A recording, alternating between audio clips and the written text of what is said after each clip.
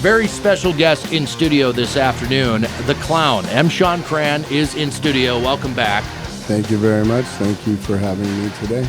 Yeah, it's been a little while. Last time I had you in was prior to the birthday exhibition that you threw downtown. And boy, I don't know if I ever got a chance to tell you how really well done that was. Thank you, man. It was a good time. It was just a way of celebrating my 40th birthday, inviting all of Des Moines, a couple artists, some music, some sushi, some Mexican food that I love. And it was just a good time, you know. It was, it's kind of what I wanted, and just put it all up, and a lot of friends showed up, a lot of people I didn't know. It was just kind of how I see art, you know, just come in and no expectations and enjoy it or don't, but participate, you know, and have a day. I had it bookmarked in the back of my mind that part of the conversation we had that day was about this thing called the Apocalyptic Nightmare Journey. And finally, it's come to fruition. The book is out, and you're doing a book signing tomorrow at Barnes & Noble on University in West Des Moines. 5 o'clock. And how excited are you to see this finally come to fruition? Well, it's been 11 years in the making, and it's been done for 3, and I've been really angry for 3, and but I have good people that are with us in our team, and you know, they seem to understand timing, you know, and I just want everything now, especially if it's done. I don't want to sit on something, and now is the right time. And actually, everything that I've done for the last 3 years would have taken away from really what I want to do with this. So it's absolutely meant to be. And I'm so excited because my best friend, Jamie Hurlis, and I, when we were growing up in Urbandale, we'd go up to the Urbandale Library and we'd take over this huge table. And he would take out 20 books or so of all war stuff, from World War I, World War II, whatever. And then he'd have gun books, and then books on fighter jets, and he'd have them all out, and he'd kind of be comparing notes between things. And on the other side of the table, where I was, you know, I'd have Norman Rockwell, you know, like Picasso, and all the artists, you know. And he'd be like, "Man, look at this gun, this tank, and this jet." And I'd be like, "Yeah, look at this oil painting of these breasts," you know.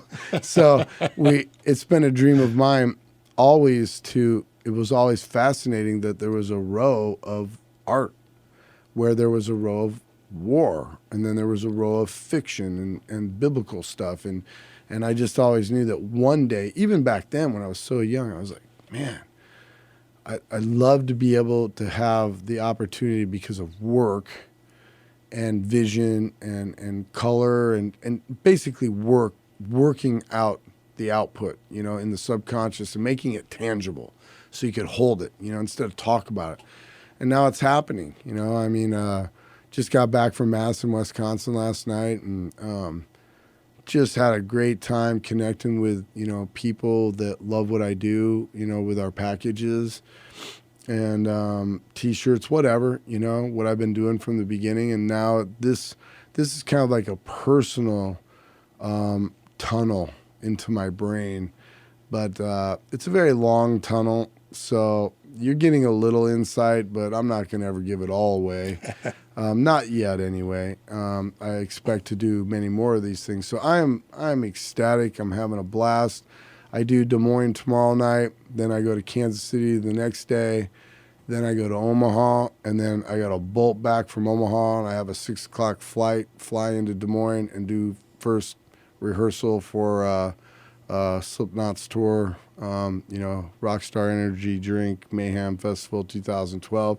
I like to stay busy. I don't like time off. I like to move. So another thing that struck me last time we spoke was you used the term Renaissance man to describe yourself.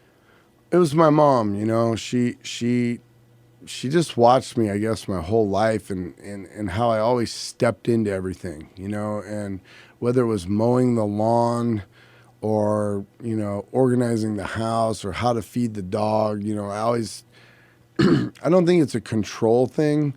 It's more or less I have an idea, and I want to exercise the idea. Some work, some don't.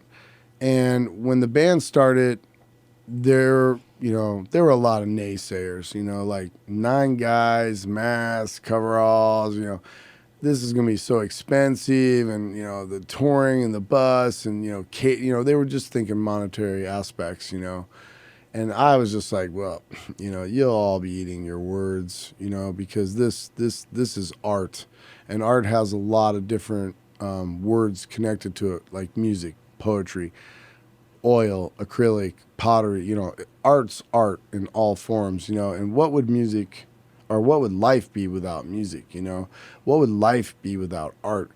So I just, man, it's incredible. It's just fascinating to me that I'm being given the opportunity to give my vision and my pain and my color. It's medium format Polaroid, and a lot of people don't understand. You have 35 millimeter, and then you have that's considered, I guess, small, and then you have a step up, medium format, and basically that's 120 millimeter film. And in the old days, you'd use enlargers to make things, in medium format really helped you make posters and stuff.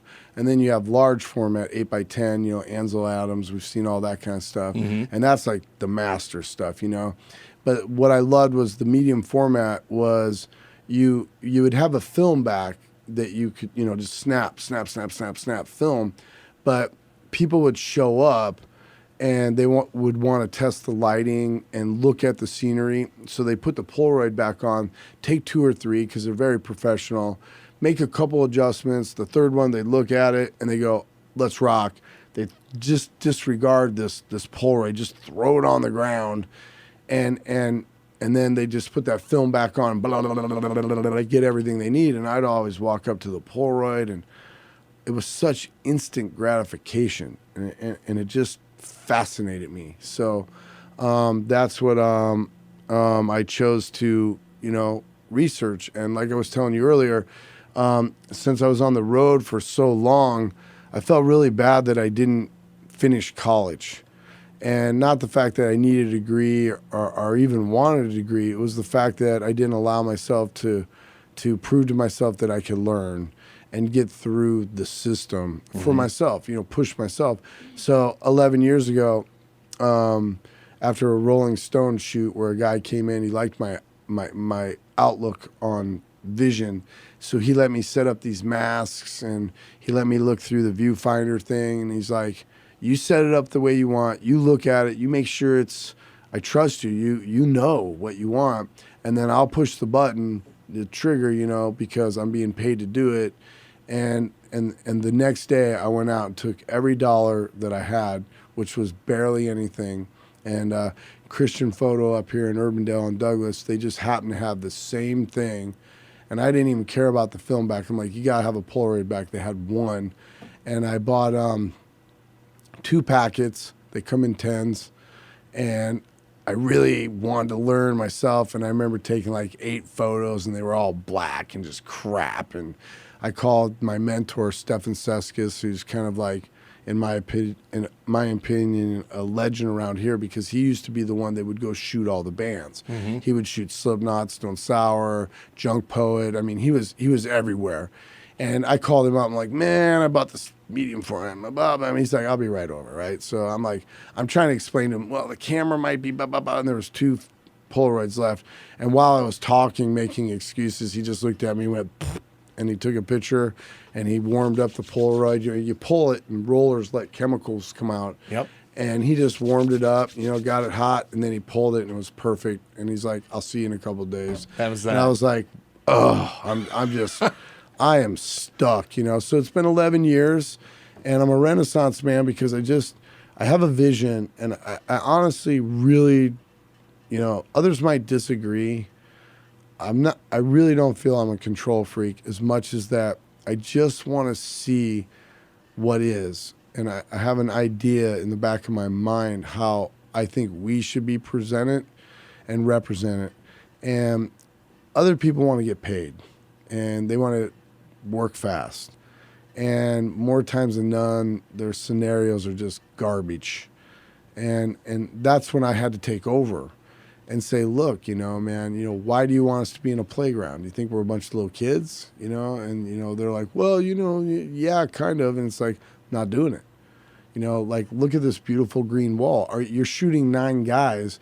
Why do you care about this jungle gym? I mean, you're shooting 9 guys. Let's get, So I just started taking over, man, and it came to the same way with the the art packages, art directing, It's like people have these ideas, and it's like, no.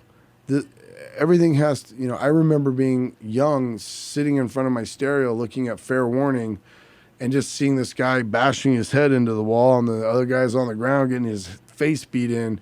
And I would just stare for hours, and that's always what I wanted for our band, So I just kind of got myself in there, and my mom always told me, she's like, just laughing at me, she's like, yeah, you're going to play music, but man, you're going to make outfits, and you're going to change masks, and you're going to take photos, and you're going to direct, and you're going to do it all. And I'm like, well, is that good or bad? And she's like, you're a Renaissance man, you do a little bit of everything. So I kind of agree now, and I do. I get bored with music at my house. I work on single photos. If I get bored with that, I move to moving photos and make, little documentaries or whatever. If I get done with that, I write poetry. I'm done with all of it, I go lay out in the sun with a cigar, like whatever. But I just keep it rolling, man.